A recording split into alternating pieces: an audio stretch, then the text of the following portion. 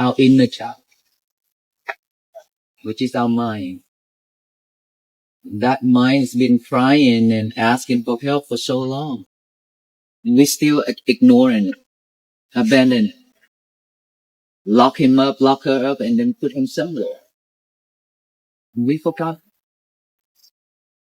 And I truly believe this is the chance, this is the right time for us to free them, unlock and free, set them free.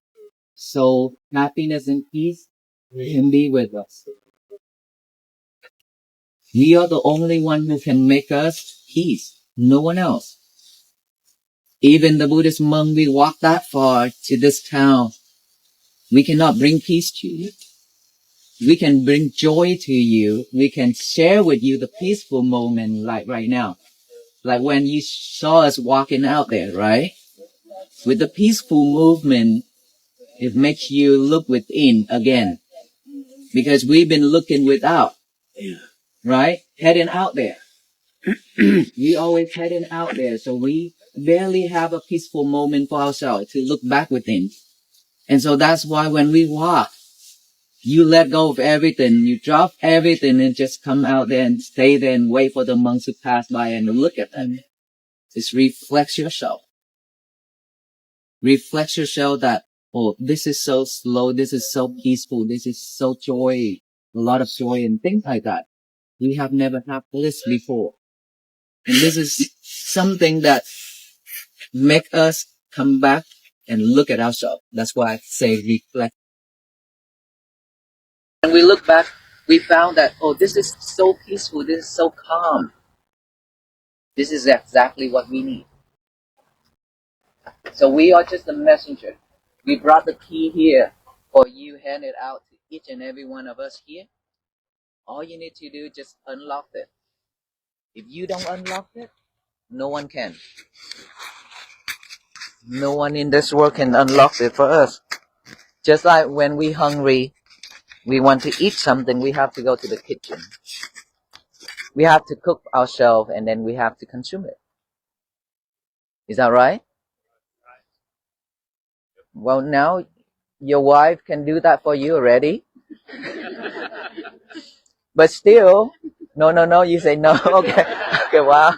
Still, we still have to swallow it.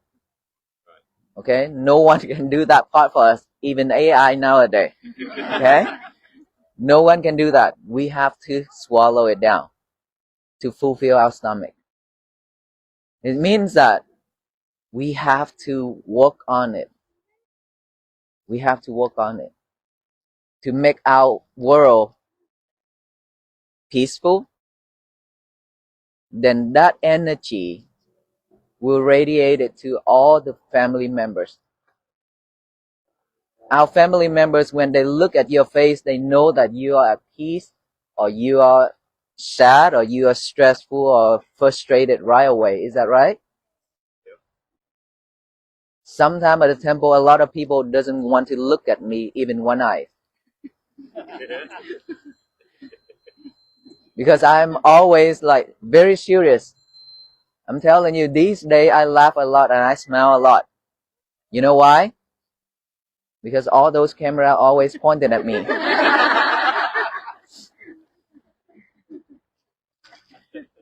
And so with that energy is, I say it's contagious to everybody around us. When you're living with the people who always, peaceful and joyful and things like that, we get the same energy. But we live with the toxic people, we shouldn't gonna become toxic. Right? And so now is the time for us to all come together like this. We let go of all kind of egos we have. We come together and work together on this journey to walk together. This is something that require all of us to do together, not just the venerable monks.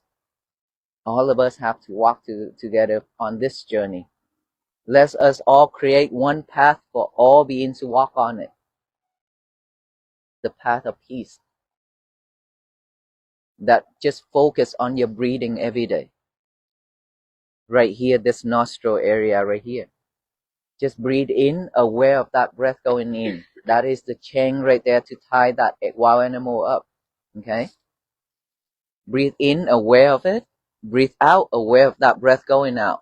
All we need to do is just pay attention to it and let it go in and out by the way it is, naturally. Don't force our breath.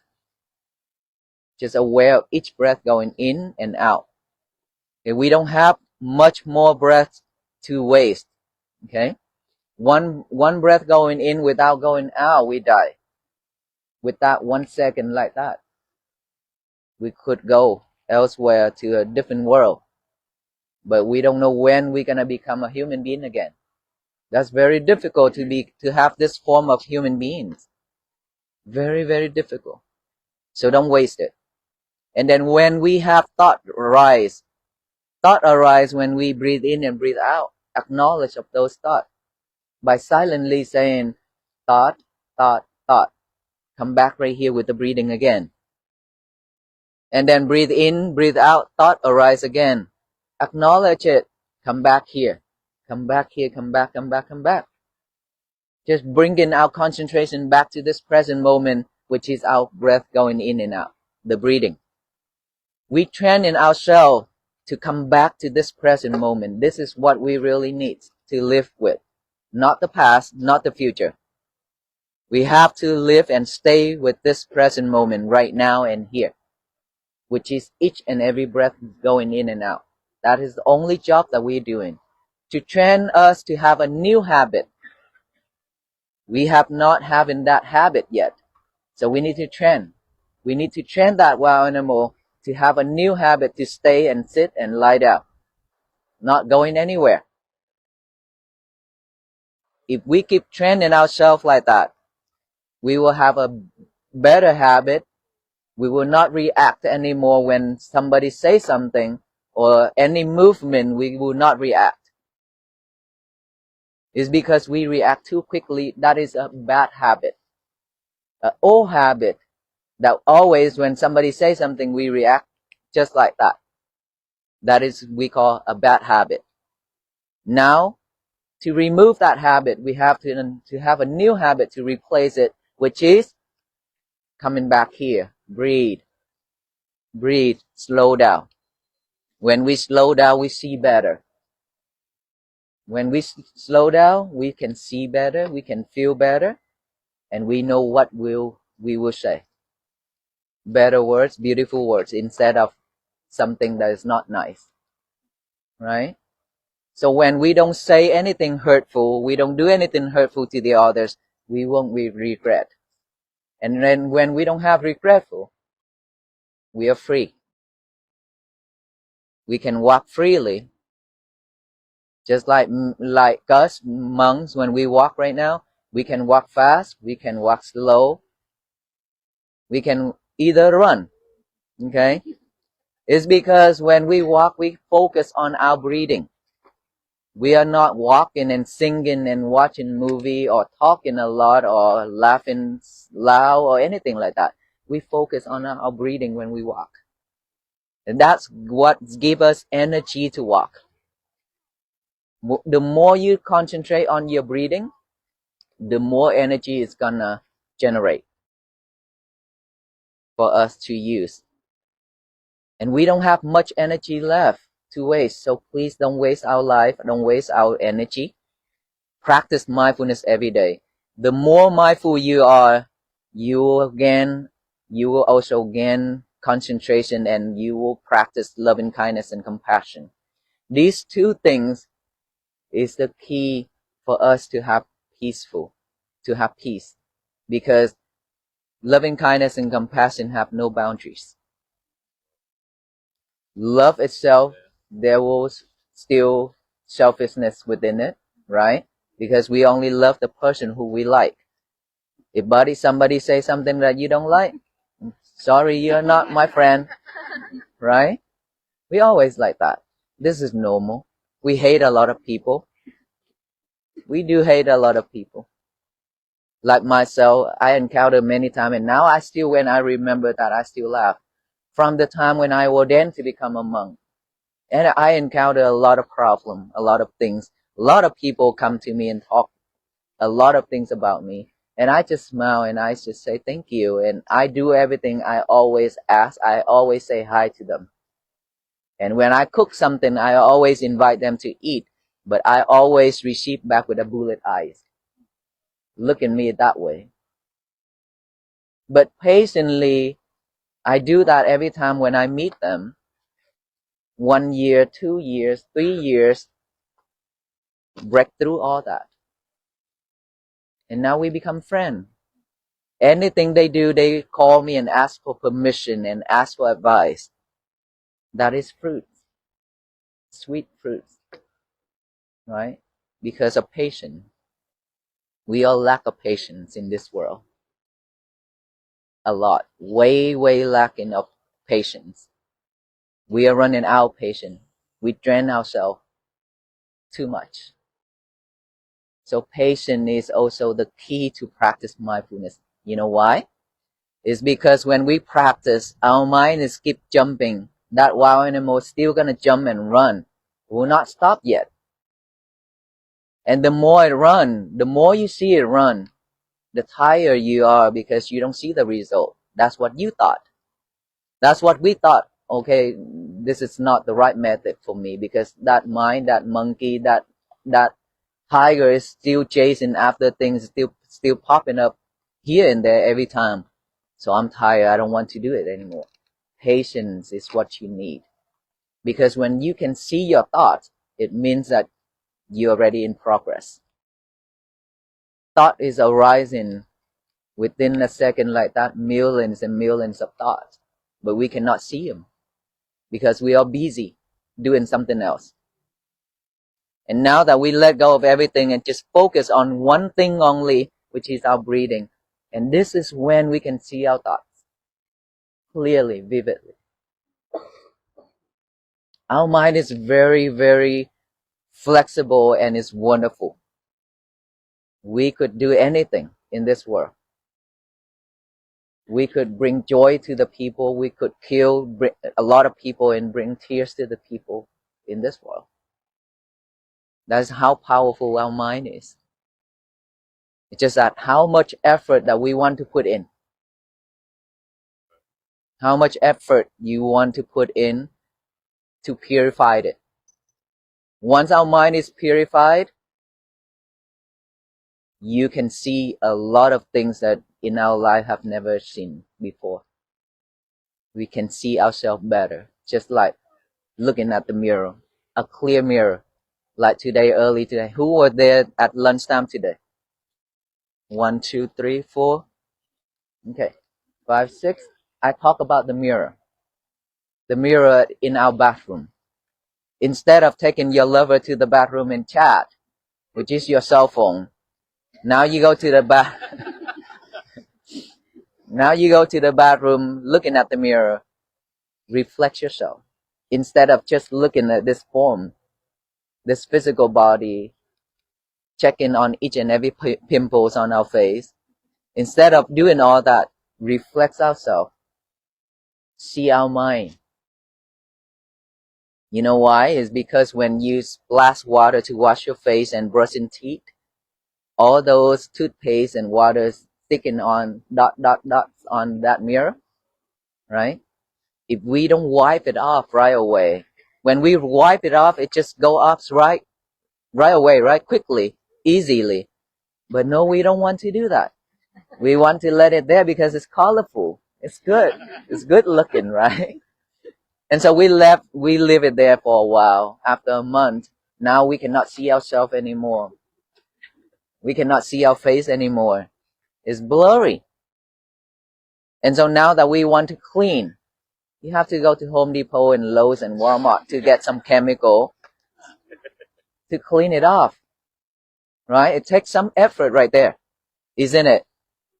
So when you have to spend more time, you have to spend money to clean it up. Same thing as our mind.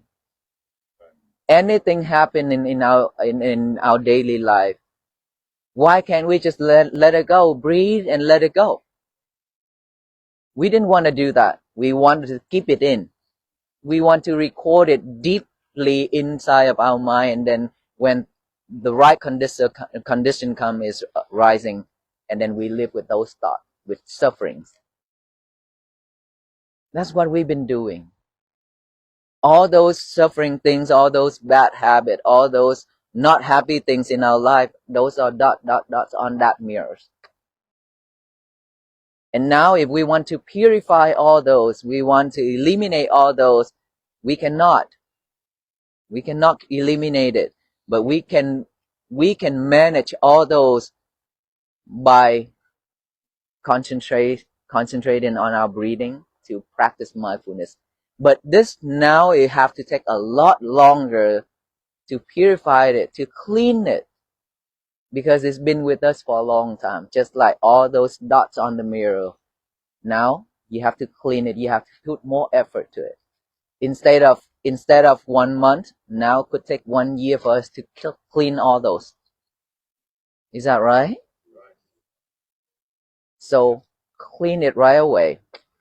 Clean the outside mirror right away. Clean our mind right away, right at that moment when things happen.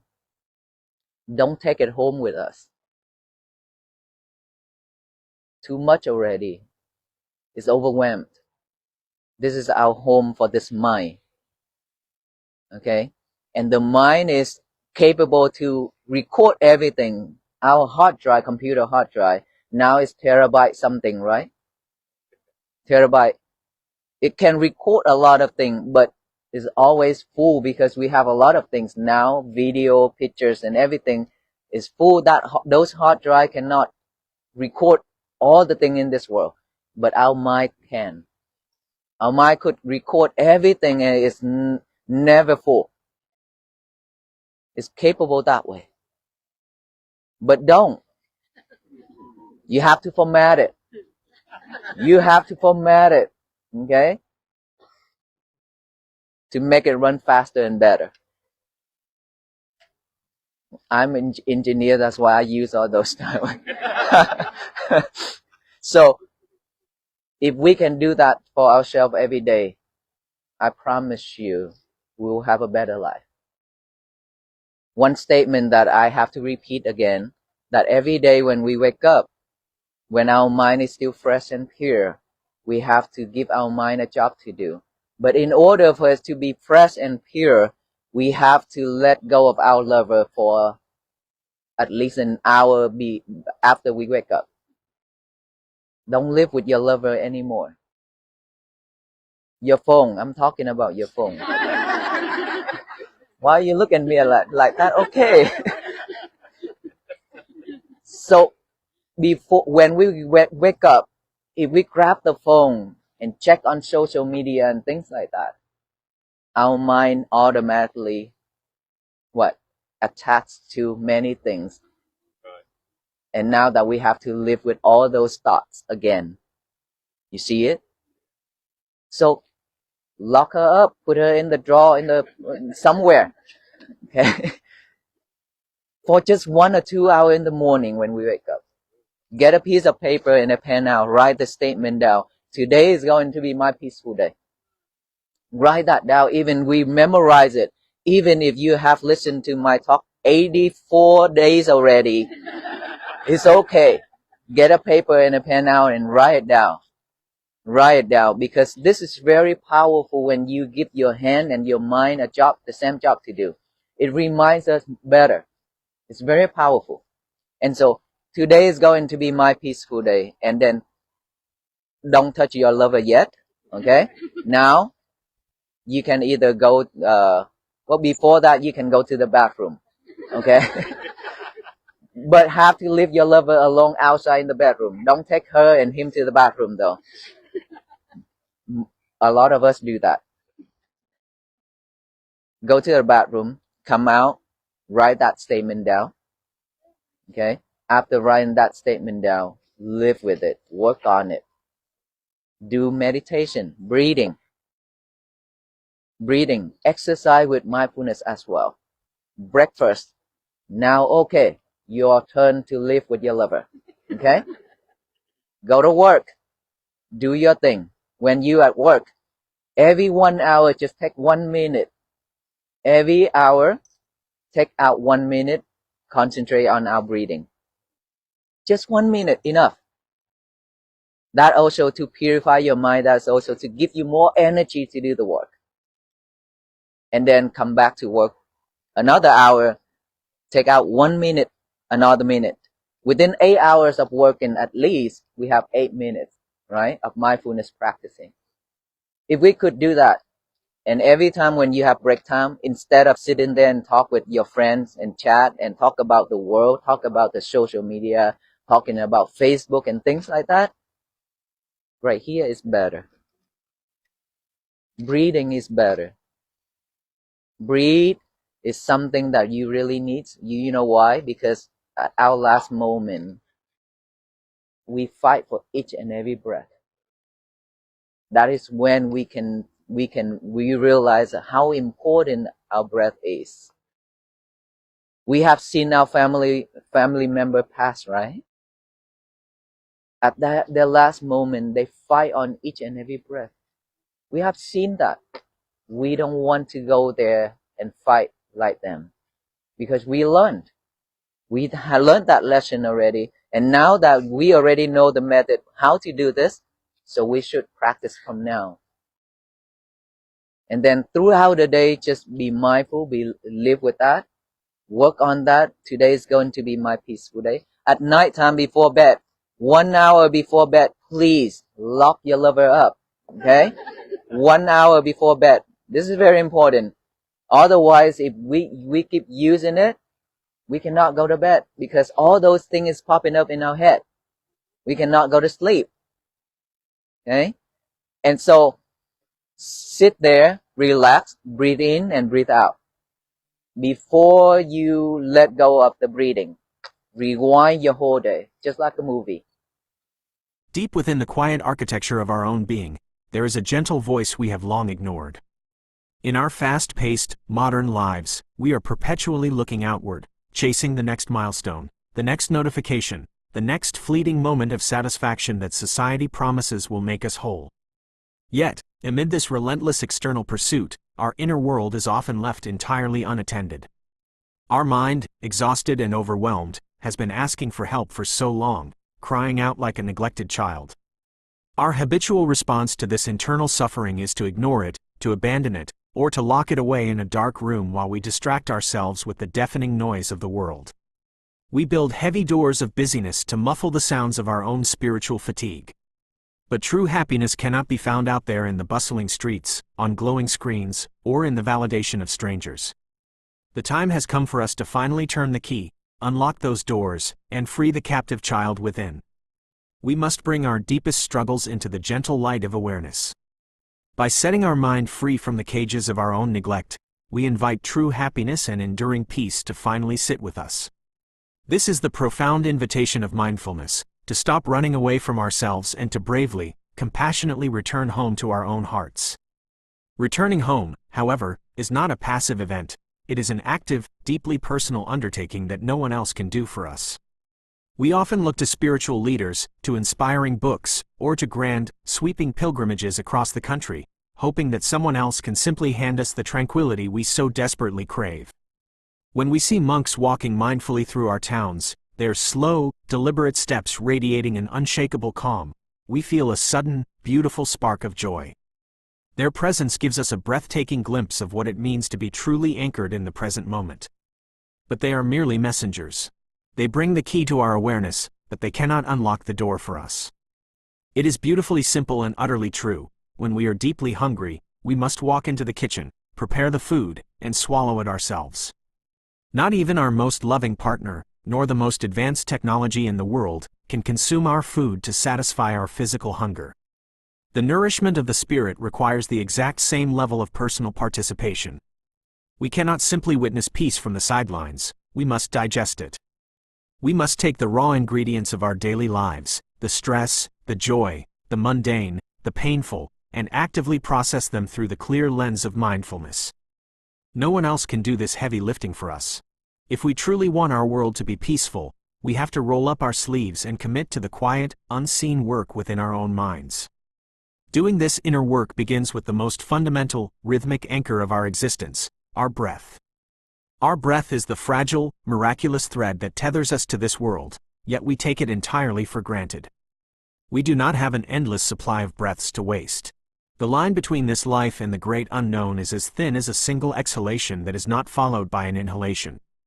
Recognizing the sheer rarity and preciousness of being in human form should awaken a profound sense of gratitude in us, inspiring us not to rush through our days, but to be fiercely, deeply present. Yet, our untamed mind operates like a wild animal, a restless tiger leaping anxiously from the regrets of the past to the worries of the future, entirely bypassing the beautiful, fleeting reality of right now. To tame this wild creature, we do not use force or punishment. We use the gentle, steady tether of the breath. By simply paying attention to the air entering and leaving our nostrils, we are tying the wild animal of the mind to a post of tranquility. Naturally, thoughts will arise. Millions of thoughts spark and fade every second. When they do, we do not fight them. We simply acknowledge them, silently noting the thought, and patiently, lovingly call our concentration back to the breath. We train ourselves to come back. Come back here. Come back to the present moment. This gentle repetition is the ultimate training ground. It is how we forge a new, life-giving habit, replacing our knee-jerk reactions with deliberate, grounded stillness. When we slow down our breath, we quite literally slow down time, allowing us to see our lives and the people in it with stunning, compassionate clarity. This newfound clarity is essential, because our minds are infinitely vast and deeply impressionable, recording every single interaction, slight, and joy like a limitless hard drive that never runs out of space. Consider the familiar image of a bathroom mirror to understand how we accumulate emotional residue. Every morning, when we splash water and brush our teeth, tiny dots of toothpaste and water invariably splash onto the glass. If we wipe the mirror immediately, the spots disappear effortlessly, leaving the reflection crystal clear. But instead, we often leave them there because we are in a rush. In our emotional lives, we do the exact same thing.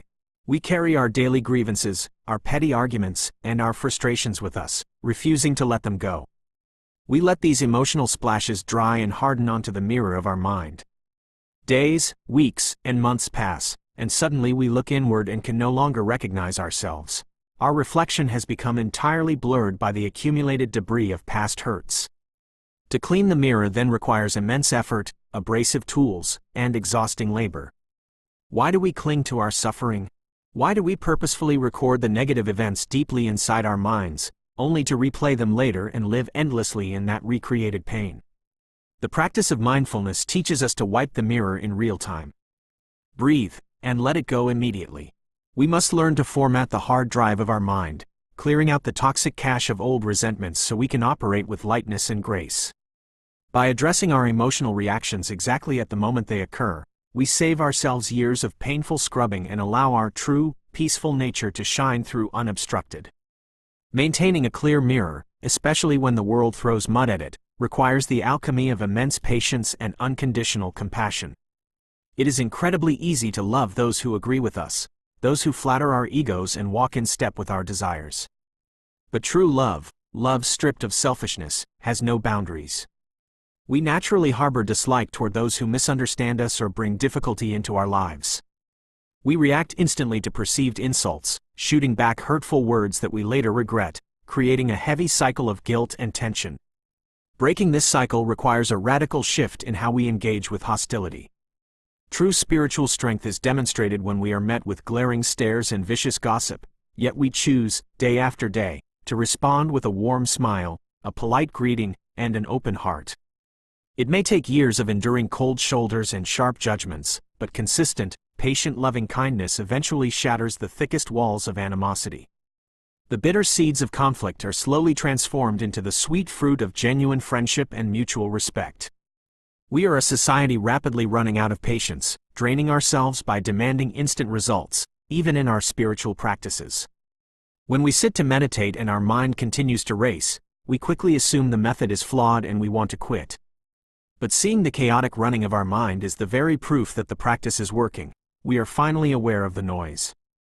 Patience is the quiet courage to keep sitting, to keep breathing, and to keep loving, trusting that a purified mind will eventually reveal a beautiful world we never knew existed.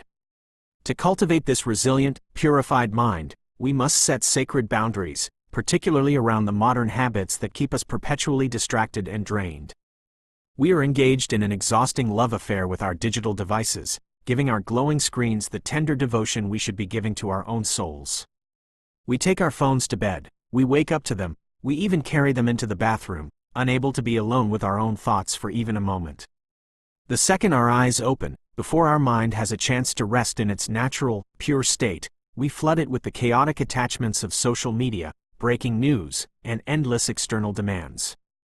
To truly heal, we must implement a simple, transformative prescription: lock up this digital lover. For the first hour of the waking day, leave the phone in a drawer. Instead, take a physical pen and a piece of paper, and write down a clear, powerful intention. Today is going to be my peaceful day. Giving our hands and our minds this singular, grounding job sets the energetic trajectory for everything that follows. Take the time to breathe, to simply exist, before inviting the heavy noise of the world in. As we move through our busy workdays, we must continue to anchor ourselves. Every single hour, we can steal just 1 minute to close our eyes and focus entirely on our breath. In an 8-hour workday, that is 8 precious minutes of profound inner recalibration. Instead of using our breaks to scroll mindlessly or absorb toxic gossip, we return to the breath. And when the day concludes, we must once again lock away our devices an hour before sleep. In that quiet, sacred space, we can rewind the events of our day like a movie, observing without judgment, and settling the mind so it can truly rest. When we commit to this daily rhythm of waking with intention, breathing through our challenges, and resting in deep awareness, we do more than just heal ourselves. We heal our entire environment. The energy we cultivate in the quiet architecture of our minds does not stay contained. It radiates outward, highly contagious to everyone we encounter. When we walk into our homes, our families do not need us to speak a word to know our internal state. They look at our faces and instantly absorb our peace, or they absorb our stress and frustration. If we live with toxic energy, we spread toxicity. If we live in profound joy, we elevate those around us. Now is the time for all of us to step fully into this beautiful responsibility. It is time to let go of our egos, our petty grievances, and our self-imposed isolation. We cannot wait for spiritual leaders to forge a better world for us. All of us must walk together on this journey. By taking one deliberate, mindful breath at a time, we collectively pave a path of peace, a single, unified road meant for all beings to travel. Every step taken in compassion, every moment met with a clear mind and a patient heart, builds a world where love has no boundaries and true freedom is found right here, in the magnificent, unrepeatable present moment.